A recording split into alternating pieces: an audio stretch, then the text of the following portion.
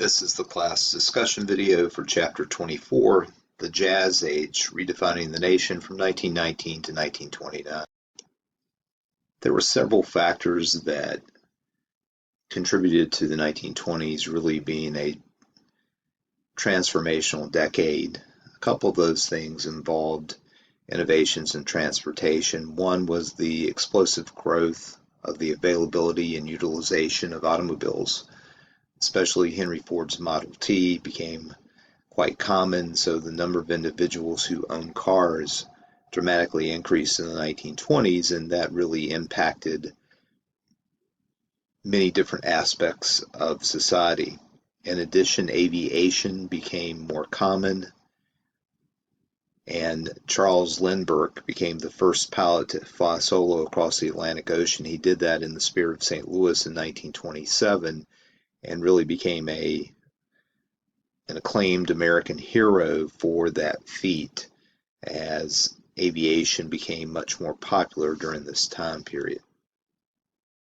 Besides Lindbergh, there were other individuals who came to prominence culturally during this time period. Some of those individuals were athletes like Babe Ruth, who became the first great American baseball star. And then Jim Thorpe, who was not only a star in baseball and had won gold medals, which he later had to forfeit in the 1912 Stockholm Summer Olympics, but he also became a great football star. He had emerged from the Carlisle Indian School. He was a Sac and Fox Indian, and then he later played with Canton in the beginning years of the NFL. In the years immediately following World War I, American immigration continued to increase dramatically, just really as it had done really from the 1870s into the 1920s. In the time period of 1 year from June 1920 to June 1921, over 800,000 individuals immigrated to the United States, primarily from Europe. The primary impetus for this was the destruction that the Great War, World War I, had caused in Europe, led many people to seek a place where they could have a better life, could have opportunities because of the just tremendous widespread destruction that had followed the Great War. As more immigrants came into America, there was a strong response to that.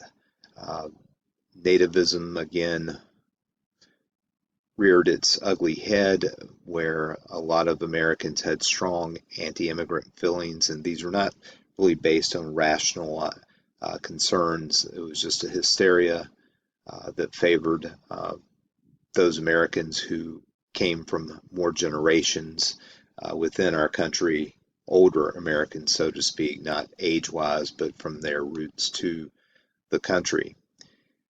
And with the spread of communism in Russia after the Russian Revolution in 1917, there was that Red Scare that we talked about, where there was a concern about the spread of communism, and that led to a lot of distrust of European immigrants, that they were bringing about these radical ideas of communism and anarchy and things along those lines. In Massachusetts, there were two Italian anarchists, and they were anarchists, named Sacco and Vanzetti, who were arrested and convicted for murder. The evidence was quite questionable. It's really not clear. It's certainly possible that they were guilty, but what was pretty clear was the fact that the trial was not a fair trial. Whether or not Sacco and Vanzetti actually committed the crime or not, it could not have been fairly adjudicated based on the way the trial was carried out.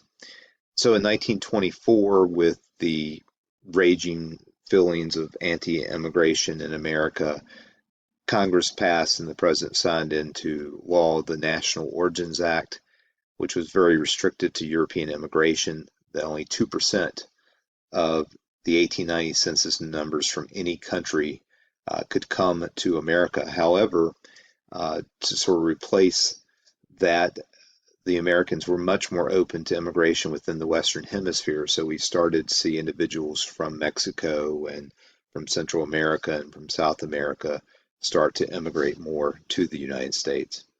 One of the groups that benefited in the United States from this nativist sentiment was the Ku Klux Klan. There were a lot of things going on in the 1920s that fed into the Klan's view of opposing changes in society. They were opposed to immigrants. And any foreigners. They were opposed to Catholics. They were opposed to blacks. They were opposed to Jews. They were opposed to people who had protested against the Great War. They were opposed to communists. They were opposed to anyone who wanted to increase trade or engage in uh, more extensive diplomatic relations with other countries. They were opposed to the teaching of the theory of evolution. They were opposed to relationships outside of marriage, at least in theory. They were opposed to the emergence of birth control in the 1920s. So all of those things that they felt were rapid changes to society, they were able to find individuals who shared their views that society was changing too quickly and were willing to tolerate their clearly bigoted and racist views that they had. And the Klan became a powerful political organization. This was really the peak of the power of Ku Klux Klan. A lot of times we think about its terrorist activities following the Civil War, or we think about its reign of violence in relationship to the 1960 Civil Rights Movement. But from a political standpoint, this really was the peak of Ku Klux Klan power, especially, of course, in the South, but also in the Midwest. They had over 5 million members in the mid 1920s, and there was a huge march on Washington, D.C. in August of 1925, where over 30,000 Klan members marched through the nation's capital. I have a link to a free article from the Washington Post about that march that you can read. And sort of surprisingly, but the largest number of Klansmen in any specific state was Indiana. And there were also large numbers of Klansmen in places like Texas, Oklahoma, Illinois, Ohio, Pennsylvania. So again, clearly not just southern states. However, the Klan had a rapid decline, in part because of a variety of scandal related to the embezzlement of fees and where that money went to, or dues for the Klan. That happened throughout the country. And then in Indiana specifically, the Grand Wizard of the state that had the most Klansmen, D.C. Stevenson, was involved in a brutal kidnapping, rape, and murder of a woman in Indiana. If you want to read more about that, there's a new book out about that from 2024 called A Fever in the Heartland that describes that case. But the downfall of D.C. Stevenson and lots of other scandals involving specific Klansmen helped drop their political power rather quickly. There were places in the country where they had a number of legislators who belonged to the Klan, even some governors who were secret Klan members. But that all kind of fell apart after the D.C. Stevenson issue and all these other local scandals related to dues. I mentioned the anti-evolution stance of the Klan. There were a lot of individuals, a lot of states, especially in the Bible Belt, that were vehemently opposed to any sort of scientific progress or evidence that challenge the literal interpretation of the Bible. And so many states passed laws that outlawed the teaching of Darwin's theory of evolution. And those who lived in the Bible Belt argued that that was really what was wrong with American society, that a lot of these other changes occurring were connected to a departure from fundamentalist religious practices. So Tennessee was one of those states that made it illegal to teach any theory that denied the story of the divine creation as taught in the Bible. So that evolution, talking about how man has evolved from different species to get where we are today, that was violative of these laws that were passed, like the law in Tennessee. So one high school science teacher named John Scopes in Dayton, Tennessee, was charged with teaching evolution, and it led to this nationally focused trial in this little town of Dayton, Tennessee called the Scopes Monkey Trial. And it had journalists from all over the country covered this story. William Jennings Bryan, who we've talked about, who was formerly a presidential candidate in 1896, who had been Woodrow Wilson's Secretary of State, who resigned as America moved closer to joining in World War One. He actually comes in as a special prosecutor. Meanwhile, Clarence Darrow, who was America's most famous lawyer at that time, who had represented famous criminal defendants in a number of cases, he comes in to represent Scopes. The trial was followed again by journalists all over the country. It would actually inspire a famous play, which a film came out of that called Inherit the Wind by Robert Lee was the name of the playwright. The movie was very prominent with Spencer Tracy playing the Clarence Darrow character. And all of this we found out later as years went by that was really set up by the people of Dayton, Tennessee. Scopes had agreed to test this law because they saw it was a way to get a lot of attention for Dayton, to have a lot of people come in to rent hotel rooms, to just really bring a lot of money into the community. So it was really just an act to get Dayton on the map, and it worked. John Scopes was convicted, however, and fined, not imprisoned, but fined, and the Tennessee Supreme Court later set that aside. So a lot of attention about a case that in the end was not very genuine. Another area of cultural change and growth was in the African American community in the United States as the Harlem Renaissance occurred. Harlem being a neighborhood that was predominantly black in New York City in the 1920s. That's changed over the years, but it had grown in part because of this great migration of African Americans from the South to the North. As we mentioned that before, this was a continuing migration. Between 1910 and 1920, there would be over 300,000 African Americans who had moved to the North. I have 1913 there in the slides. I think that should be by 1923. Another 615,000 had moved. So a large portion of the black population had left the South. And so Harlem became this cultural center, and it became a center for Afrocentric art, music, poetry, and politics. And so the Harlem Renaissance in the 1920s becomes America's first black literary and artistic movement. Some famous authors such as Zora Neale Hurston, who wrote Their Eyes Were Watching God, Langston Hughes, very prominent in American literature. Jazz started to develop, some famous jazz artists who were around really into the 1960s and 70s. Louis Armstrong, Duke Ellington, John Coltrane, all considered legendary artists. They emerged during this time period. Cab Calloway, there were others. And then there was an individual by the name of Marcus Garvey who was from the Caribbean. He was a leader of a group, and again, he was met with a lot of resistance by Black Americans, but he supported a Back to Africa movement for blacks in the United States. For some whites, for bigoted reasons, they supported Garvey, but a lot of black leaders like W.B. Du Bois opposed Garvey, and Du Bois referred to him as the most dangerous Negro in America.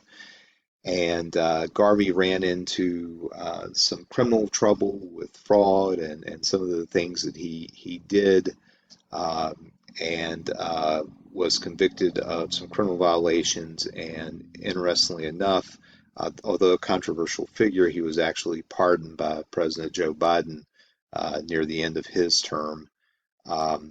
So in response to people like Garvey, I mentioned Du Bois strongly disliked Marcus Garvey, but during this time period, the NAACP grew dramatically, just as African American culture grew. So did political support for some of the the arguments that Black Americans have made for progress within the Black community. 1920s was also an interesting time period for women. Um, it was really women started to sort of come out of their shells in the 1920s. We mentioned previously about how cars had changed American culture, and it granted this independence that allowed young people to uh, date and to go places away from the prying eyes of their families, and so it led to just this real change, and it wasn't just the car, by the way. It was really just the idea as sort of in response to the war that life is short, we have to live while we can, and so there were a lot of changes in the views of sexual mores in America and how women perceive themselves, how they dress, and the most famous connection to this was the idea of the flapper, women who wore shorter skirts, they wore their hair shorter, they did not have they got rid of the restrictive corsets and things like that. More women started to wear makeup, more women started to drink, they started to smoke, and this was apparent even as we see changes in how women appear in silent films and things like that during the 1920s. We also had increases in the availability of birth control. That's going to be something that's controversial, and even up until the 1970s, when the U.S. Supreme Court finally has a decision that says married couples have the right to access information about, actually the 1960s, Griswold versus Connecticut, have the ability to access information about birth control. It's a controversial thing over the next 30 or 40 years, and even has made its way back into American conversation today after being something that has been available in part for almost 100 years. So Planned Parenthood with Margaret Sanger becomes important in providing information not just to married women, but to single women as well about birth control. And so all these things contributed to changes in sexual behavior in the 1920s. Don't often show you the pictures that come along with the slides, but this gives you an idea of what the flapper looked like with much shorter hair, much sleeker. Uh, and though today we would not consider these dresses particularly short, in the 1920s they were considered somewhat scandalous, but this is what the flapper appearance in the 1920s would be. As far as politics goes in the 1920s, it was dominated by Republican presidents. They won all three presidential elections in the 1920s. Warren G. Harding won the 1920 election following World War I and the health issues that Woodrow Wilson had and his problems with the Treaty of Versailles. Harding wins the election. He promises what he calls a return to normalcy. That was his campaign slogan. Harding in presidential rankings always ranks as one of the worst presidents. A lot of scandals, including the Teapot Dome scandal, occurred during his presidency, where one of his cabinet members was selling off oil leases out in Wyoming to make money.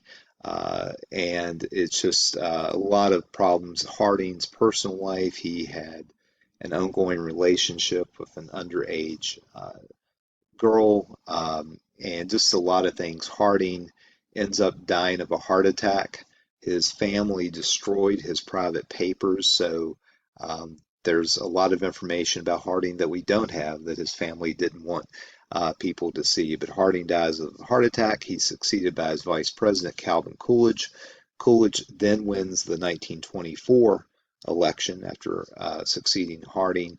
And then he, in turn, is succeeded by another Republican, Herbert Hoover, who wins the 1928 election over a Democrat, Al Smith. Al Smith, the first Catholic candidate to run for president, although it's going to be just 32 years later when America elects its first Catholic president.